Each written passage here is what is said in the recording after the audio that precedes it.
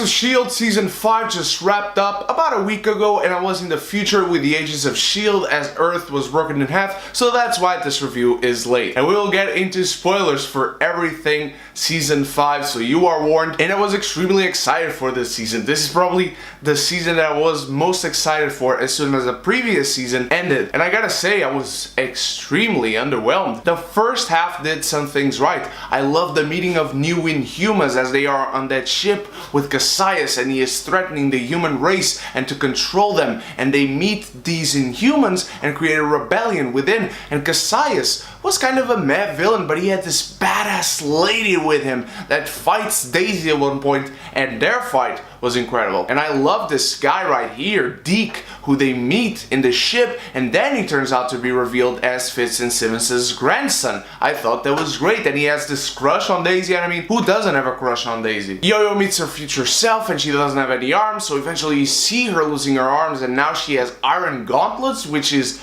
also incredible. I love the dynamic with her and with Mac. Mac is still the biggest, badass, most kind-hearted being in the entirety of Agents of S.H.I.E.L.D. And I love May and what she had to go through with Robin, this little girl who saw the future and she was warning them. I thought the dynamic and the pairings between each and every one of these characters played really well. And Coulson, who was supposed to die at any point, there was a threat there constantly, and it felt like it was urgent. There was a sense of urgency throughout this first half of the show. There were stakes at hand. We felt the stakes. We felt the pressure that the Agents of S.H.I.E.L.D. had on themselves. And then they get back to Earth and we go back to Hydra. And I like that.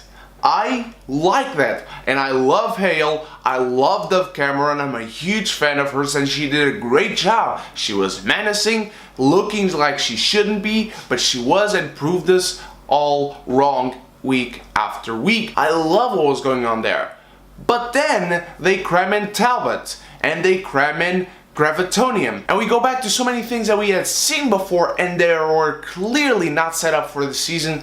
And my best guess is that the creators of this show, the showrunners, the writers, whatever, they felt pressure because this might have been the last season. Now we know not to be. Season 6 is announced for 2019, but they thought probably this would be their last, so they wanted to cram in storylines that would give us a conclusion.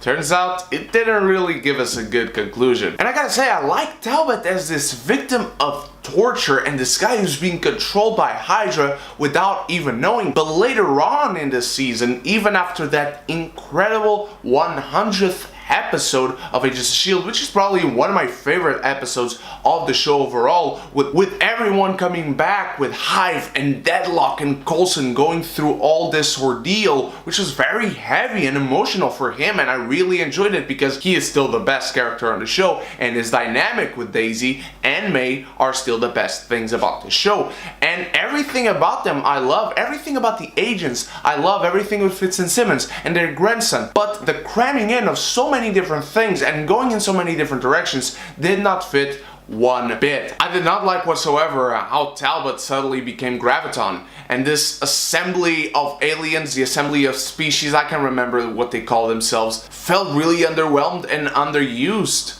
We had Peter Mensa from Spartacus. We had Craig Parker from Spartacus, who's an ancestor of Cassius. And they suddenly just disappear. They do nothing with them. Hale, who was a great villain for the time she was on screen, is just crushed like this. And then Talbot becomes the main bad and oh, you're going in a different direction. He had a great fight with Daisy in this last episode, but I mean, just underwhelmed, just messy, a hodgepodge of things in different directions they wanted to get into, and it felt underwhelming. And now focusing a little bit more on the last episode, I was scared for Fitz to die. I believed he died, and now I'm very confused. Did he die or didn't he die? I'm not even sure what happened, to be honest. Deke is in this episode, but he's suddenly not there anymore in the last shot after they leave May and Phil in Tahiti. And are we going to get a season 6 without Phil Coulson and May? Really? That's the direction you're going? Because this last episode was really about how Daisy has grown a lot, but she's not really ready to lead, especially without Coulson, and their goodbye really broke my heart. Speaking of Daisy and Coulson, let me get back to their enemy once more. Graviton, he just goes up and floats in space. That's how the main bad guy of the season at the end dies. And there's no more mention of how does the Earth get broken in half. No, they just solved it like that. It felt really easy for something that was so severe, for such a serious situation, for such a big threat. Everything was resolved very easily and I felt extremely disappointed. I think the characters were served well, but overall their storylines just solved like this and I did not like it whatsoever. I wouldn't even call the Hydra part of the show a proper storyline. It was a diversion maybe. Last season we had 3 storylines as well. We had Ghost Rider, we had the LMDs, and we had the Alter World with Ava. I think that worked the best it could with a lot of flaws still, but they solved each and every one of those storylines in what felt like the proper manner. But in here, no, it all felt very easy. It felt like they had just to wrap up these storylines and leave nothing for the next season. I still love these characters, but come the ending of the season, I have no idea what happened to half of the people that we followed in this season of Agents of S.H.I.E.L.D. And I just hope that Phil comes back, I hope May comes back, I hope Fitz is not really dead, honestly. I might have just missed something, but I have no idea if he is or not, because supposedly he died, but then we see Simmons looking at a machine that is someone breathing on it, and then Fitz sends a postcard to Coulson, so honestly I have no idea. I was extremely disappointed in this season. This is not a season I look forward to watching again. I am going to buy the Blu-ray because I am a collector and I have OCD about owning entire series. That's the only reason, because otherwise Agents of S.H.I.E.L.D. season 5 just felt like an entire mess. 3 different messes. I mean, it was confusing as hell, it was underwhelming as well, it was disappointing as hell, and I think whether you watch season 5 or not, your heart will go on.